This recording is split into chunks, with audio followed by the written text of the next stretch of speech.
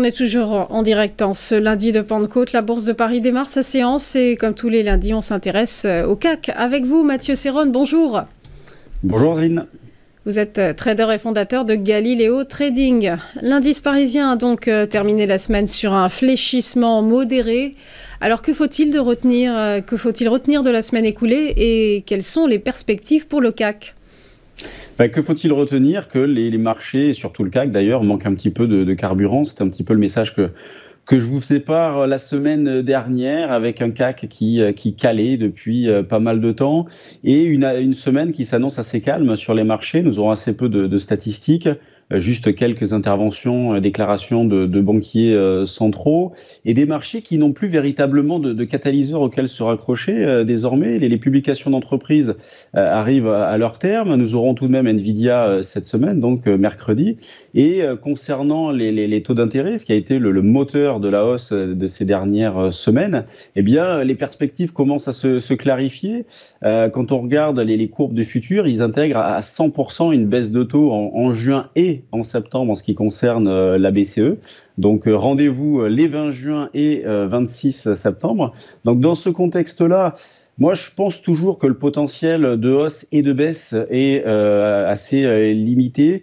Je pense qu'on est quand même, à toutes choses égales par ailleurs, bien évidemment, je pense qu'on est à l'abri quand même d'une forte baisse. Mais en même temps, quel catalyseur pour poursuivre au-delà des niveaux qui ont été cotés, pour enregistrer de nouveaux records, on va dire, significatifs.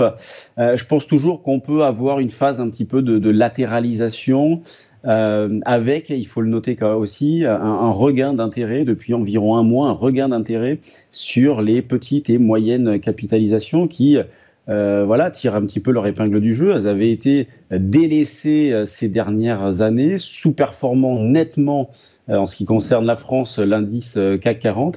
Et depuis un mois, vous regardez par exemple l'indice CAC des petites capitalisations, il se comporte très très bien.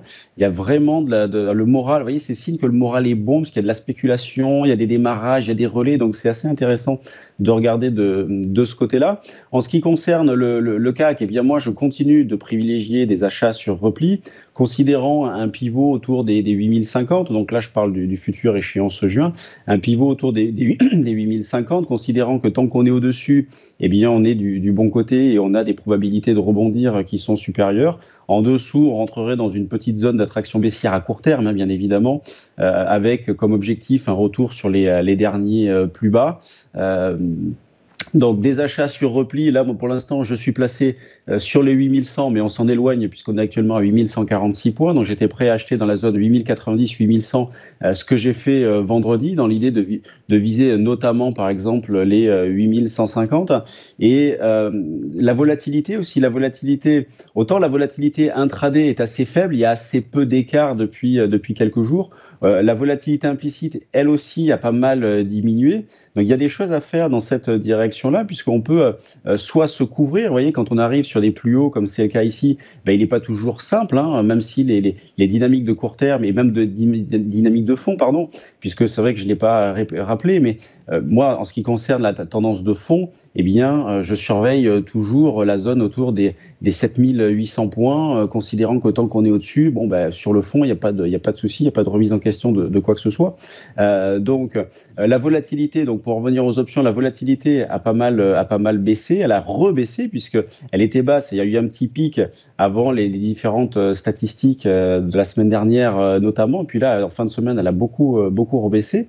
Donc, on est autour de 11, vous voyez, 11-12, que ce soit en Europe, aux États-Unis, autour de 11-12 en ce qui concerne la volatilité implicite. Donc, on peut acheter des options pas chères, soit pour se couvrir, puisque quand on arrive sur des plus hauts et qu'on essaye quand même d'acheter, c'est psychologiquement pas évident. Donc, on peut se couvrir facilement, par exemple, en achetant du put, ou alors, ce qu'il est possible de faire aussi pour jouer une poursuite de la hausse, c'est d'acheter des calls, et puis, par exemple, de faire des écarts sur les futurs. Moi, c'est la stratégie que je privilégie actuellement, de faire des écarts sur les futurs pour déjà payer la valeur temps des options et puis aller chercher de la performance. Donc, voilà que la façon dont je travaille actuellement, plutôt positif pour la suite, avec des potentiels qui me paraissent limités et une répétition d'écarts à court terme sur le futur avec, je le répète, pas mal d'opportunités sur les mid et small. Merci beaucoup Mathieu Serron pour votre décryptage et belle journée à vous. À suivre après une nouvelle pause, les valeurs qui bougent, ce sont les market movers. À tout de suite.